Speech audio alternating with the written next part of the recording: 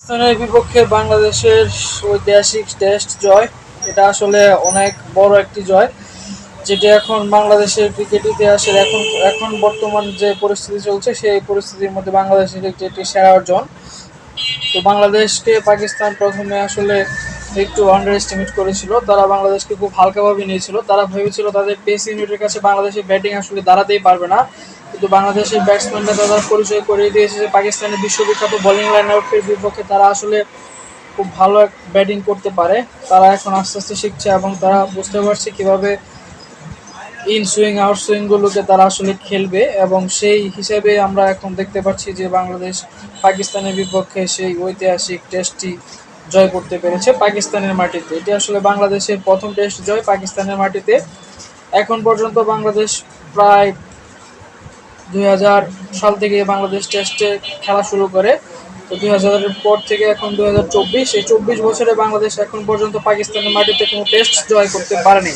তো 2024-এ এসে 24 বছর পর বাংলাদেশ প্রথম পাকিস্তানের বিপক্ষে একটি টেস্ট ম্যাচ জয় করতে পেরেছে, তাও আবার পাকিস্তানের মাটিতে। এটি আসলেই অনেক অনেক বড় একটি অর্জন, সেটি আমরা দেখতে পাচ্ছি। তো পাকিস্তানের এই জয়, পাকিস্তানের মাটিতে বাংলাদেশের এই জয়ে আসলে কার কেমন ভূমিকা ছিল সেটি এখন আলোচনা করব। তো পাকিস্তান তাদের প্রথম ইনিংসে আসলে ব্যাট করতে নামতে একটু দেরি হয়েছিল, কারণ বৃষ্টির কারণে তারা ব্যাট করতে নামতে পারছিল না। 4 ঘন্টা পর আসলে এই ম্যাচটি শুরু হয় এবং পাকিস্তান তাদের প্রথম ইনিংস 448 রানে ডিক্লেয়ার করে দিয়েছিল। 448 রান করার পর পাকিস্তান ভেবেছিল যে বাংলাদেশের সাথে এটাই হচ্ছে তাদের ভালো একটি স্কোর, যে স্কোর করে তারা 448 রান করার পরে তারা ডিক্লেয়ার করে দিয়েছিল যে 448 রান আসলে বাংলাদেশ করতে পারবে না।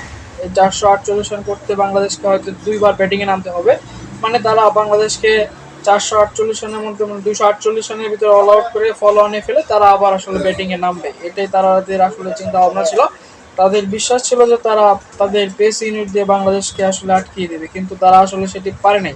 448 রান করার পর তারা বাংলাদেশকে ব্যাটিংয়ে আমন্ত্রণ জানায় এবং বাংলাদেশ সেই ক্ষেত্রে 565 রান করতে সক্ষম হয়।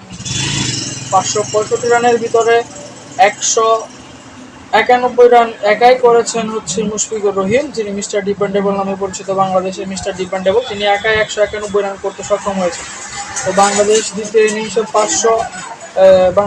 ইনিংসের প্রয়োজন ছিল মাত্র 30 রান। তার আগে যখন পাকিস্তান আবার ব্যাটিংয়ে নামে তারা 146 রানে আসলে অল আউট হয়ে যায়। 146 রানে অল আউট হয়ে যাওয়ার কারণে বাংলাদেশের লক্ষ্য দাঁড়ায় মাত্র 30 রান। সেই 30 রান বাংলাদেশ আসলে 10 উইকেট হাতে রেখেই জয়লাভ করতে সক্ষম হয়েছে।